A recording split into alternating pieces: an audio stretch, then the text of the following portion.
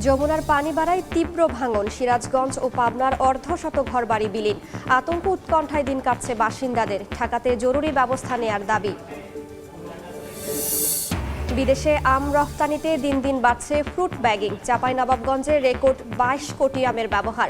আমদানি কর মওকুফের দাবি রফতানিকারকদের। এবং কর্মসংস্থান স্বল্পতায় বিদেশমুখী হচ্ছেন মেধাবী শিক্ষার্থীরা। দেশে যথাযথ মূল্যায়ন না হওয়ার দাবি। উচ্চশিক্ষাকে পুঁজি করে মেধা পাচার ঠেকাতে সতর্ক হওয়ার আহ্বান।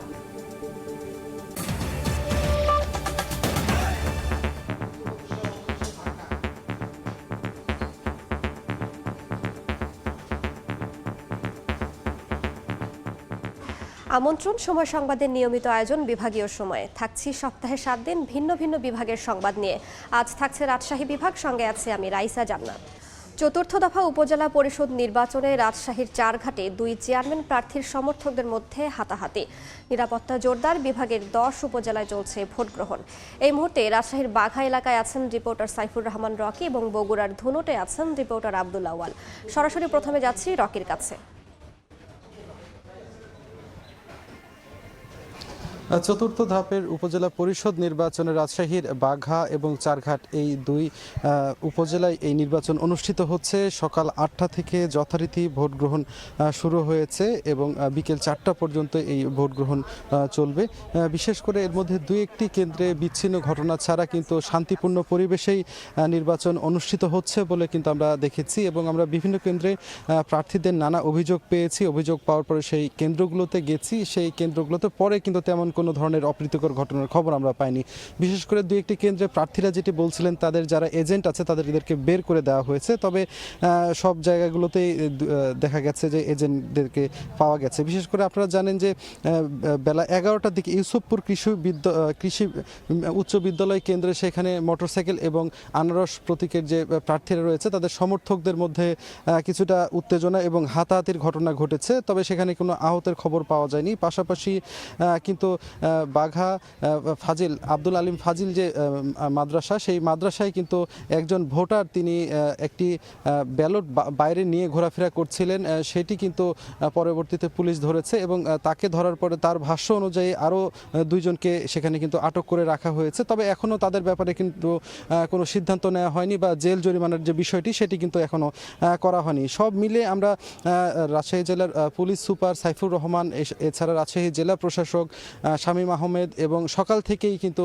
রাজশাহী যে বিভাগীয় কমিশনার দেওয়ান মোহাম্মদ হুমায়ুন কবির তিনি কিন্তু বিভিন্ন কেন্দ্র পরিদর্শন করেছেন এবং পরিদর্শন করে তিনি বলছেন একেবারে শান্তিপূর্ণ পরিবেশে, উৎসবমুখর পরিবেশে কিন্তু নির্বাচন অনুষ্ঠিত হচ্ছে এবং কোনো ধরনের কোনো অপ্রীতিকর ঘটনার খবর কিন্তু পাওয়া যায়নি। তাদের পক্ষ থেকে এমনটি আসলে দাবি করা হয়েছে। তবে আমরা এখন পর্যন্ত যেটা বলা যায় যে কেন্দ্রগুলোতে ঘুরেছি, ভোটার উপস্থিতি কিন্তু অধিকাংশ কেন্দ্রগুলোতে কম দেখা গেছে, তবে 2-1টি কেন্দ্র ছিল এর ব্যতিক্রম এবং নারী ভোটারের উপস্থিতি কিন্তু আমরা সকালের দিকে বেশ ভালো লক্ষ্য করেছি।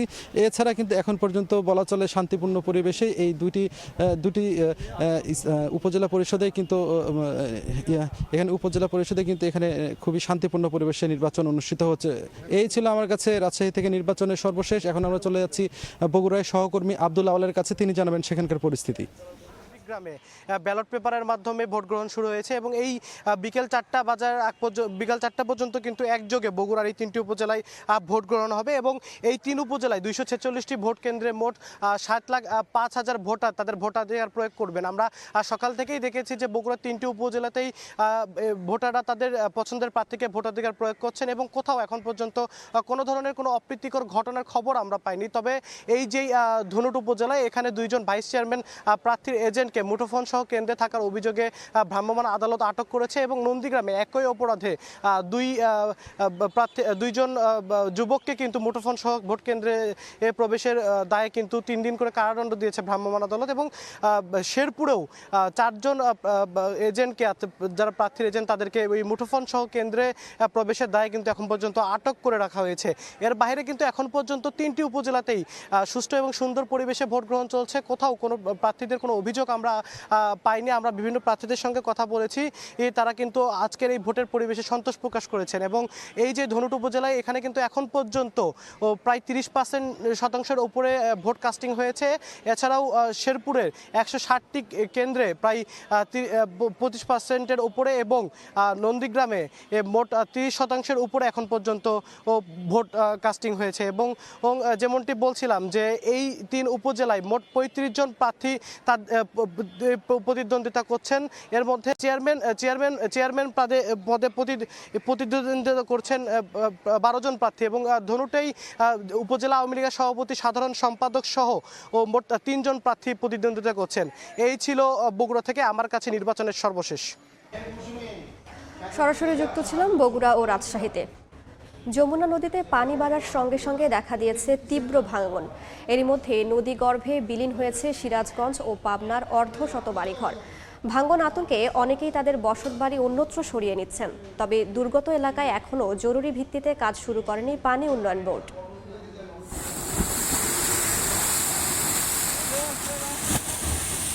একের পর এক যমুনায় বিলীন হচ্ছে ভিটেমাটি, বসতবাড়ি, ফসলি জমি, রাস্তাঘাট, শিক্ষা প্রতিষ্ঠান, কোনো কিছুই বাদ যাচ্ছে না আগ্রাসী নদীর ভাঙন থেকে।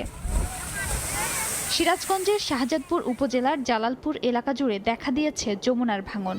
গত কয়েকদিনে নদীগর্ভে বিলীন প্রায় অর্ধশত বাড়িঘর। কন্ট্রাক্টরে হিনতে বালু বোঝাই গেলে বাড়িতে ফেলায়, এর ভাই একখানো ফেলায় না।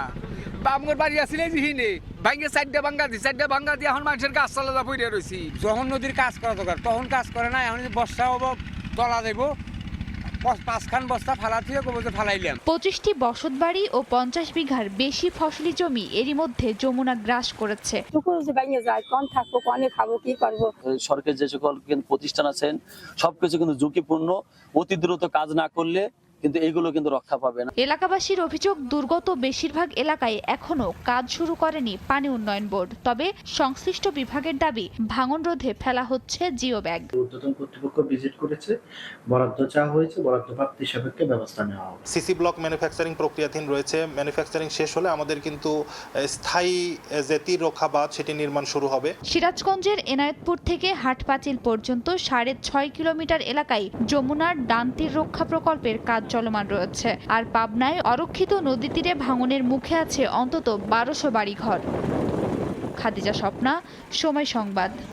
বিদেশে আম রপ্তানির লক্ষ্যে দিন দিন বাড়ছে ফ্রুট ব্যাগিং পদ্ধতি। চলতি মৌসুমে চাঁপাইনবাবগঞ্জে রেকর্ড প্রায় 22 কোটি আমে ফ্রুট ব্যাগিং করা হয়েছে। তবে ব্যাগের ওপর আমদানি কর মওকুফের দাবি জানিয়েছেন বাগান মালিক ও রপ্তানিকারকরা। জাহাঙ্গীর আলমের পাঠানো তথ্য ও শাহজাহান আলীর ছবি নিয়ে রিপোর্ট। গাছে থাকা ফজলি, খিরসাপাত, ল্যাংড়া, আশ্বিনা সহ বিভিন্ন জাতের আমে পরানো হচ্ছে ফ্রুট ব্যাগ। আমের ওজন 100 থেকে 150 গ্রাম হলেই বেঁধে দেওয়া হয় এসব ব্যাগ।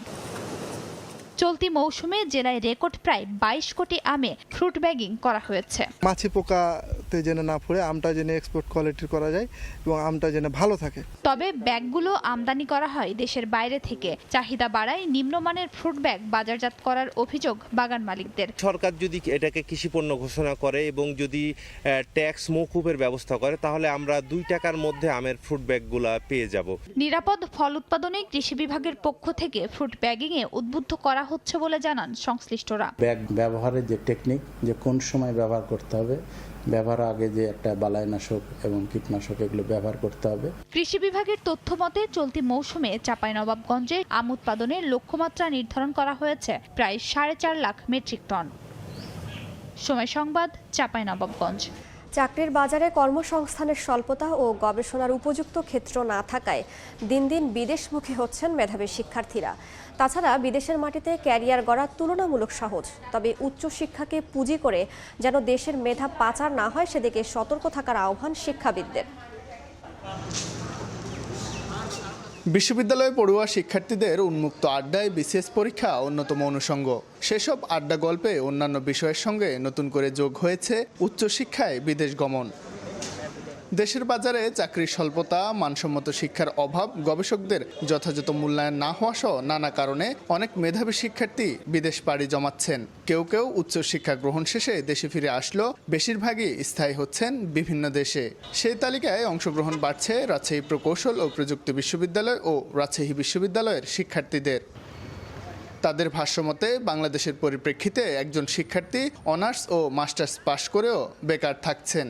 একদিকে বিসিএস সহ সরকারি চাকরিতে তীব্র প্রতিযোগিতা, অন্যদিকে বেসরকারি খাতেও নানা চ্যালেঞ্জ উচ্চশিক্ষিত তরুণদের হতাশ করছে। এ অবস্থায় সামাজিক মর্যাদা বৃদ্ধি ও অর্থনৈতিক দুর্দশা কাটাতে উন্নত দেশ বেছে নিচ্ছেন তারা। আমাদের দেশ আমাদেরকে ওইভাবে মূল্যায়ন করতে পারতেছে না, এই জন্য হচ্ছে আমরা দেখতেছি যে বাইরে যাওয়ার প্রবণতাটা বাড়তেছে। অন্যান্য দেশের জব ফ্যাসিলিটিস বা ওদের দেশের যে হায়ার স্টাডিজের ফ্যাসিলিটিসটা আমাদের থেকে অনেক উন্নত। জাপানের সাইতামা ইউনিভার্সিটিতে যাচ্ছি, সেখানে তাদের ল্যাবরেটরি এক্সপিরিয়েন্সের আমরা এক্সপিরিয়েন্সগুলো গ্যাদার করতে যাচ্ছি। পিএইচডি প্রোগ্রামে যাচ্ছি কেমিস্ট্রিতে, আর আমি কাজ করব হচ্ছে পলিমার কেমিস্ট্রি নিয়ে।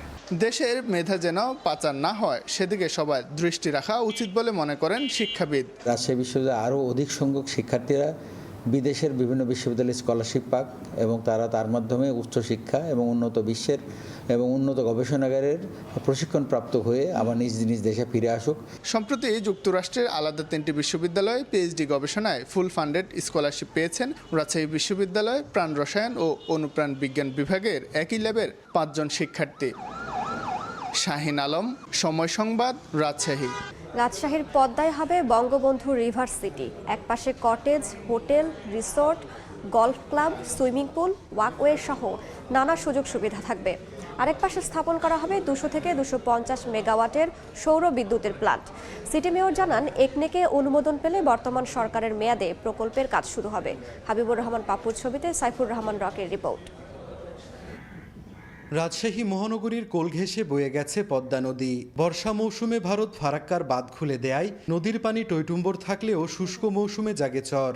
এজন্য ক্যাপিটাল ড্রেজিং এর মাধ্যমে নদীর নাব্য ফিরিয়ে আনার উদ্যোগ নেওয়া হয়েছে।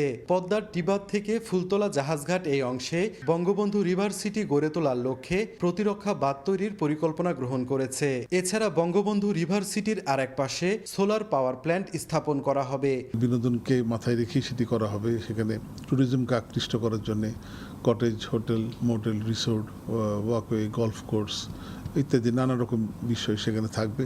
নগরবাসীদের আশা, বিনোদনের ক্ষেত্রে নতুন মাত্রা যুক্ত করবে বঙ্গবন্ধু রিভার সিটি। সামনে নদীকে ঘিরে যে একটা প্রকল্প তৈরি হবে, মানুষ আর কক্সবাজারে বেড়াতে যাবে না রাজশাহীর মানুষ। এখানে যদি ইন্ডাস্ট্রিয়ালাইজেশনটা হয়, নদী খনন করা হয়, তাহলে এটা অবশ্যই অর্থনৈতিক প্রবৃদ্ধি নিয়ে আসবে। সংশ্লিষ্টরা জানান, একনেকে অনুমোদন পেলে বর্তমান সরকারের মেয়াদে বঙ্গবন্ধু রিভার সিটির কাজ শুরুর পরিকল্পনা রয়েছে। সাইফুর রহমান রকি, সময় সংবাদ, রাজশাহী। এবার জেনে নেব রাজশাহী বিভাগের গত সপ্তাহের আলোচিত ঘটনা।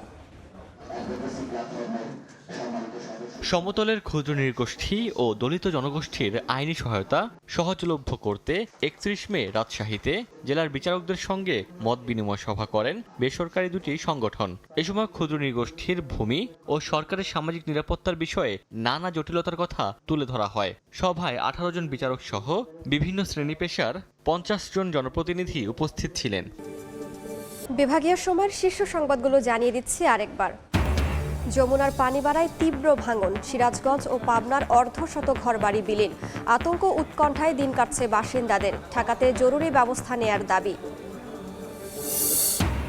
এবং বিদেশে আম রপ্তানিতে দিন দিন বাড়ছে ফ্রুট ব্যাগিং। চাঁপাইনবাবগঞ্জে রেকর্ড 22 কোটি আমের ব্যবহার।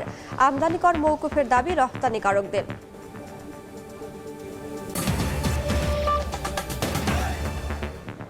এই ছিল বিভাগীয় সময়। আগামীকাল থাকবো খুলনা বিভাগের আয়োজন নিয়ে।